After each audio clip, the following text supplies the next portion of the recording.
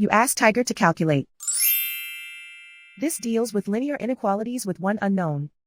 The final result is k equal or smaller than -3. Let's solve it step by step. Group all constants on the right side of the inequality. Add 19 to both sides.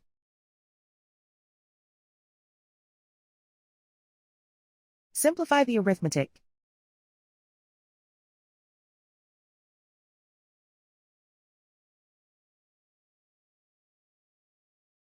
Isolate the k. Divide both sides by -5. Whenever you multiply or divide by a negative, reverse the inequality sign.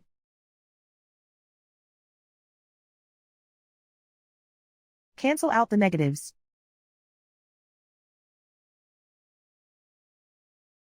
Simplify the fraction.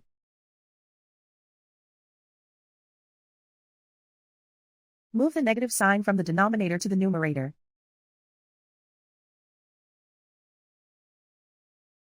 Find the greatest common factor of the numerator and denominator.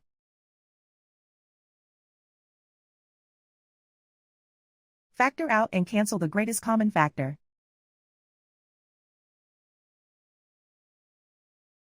Plot the solution on a coordinate grid.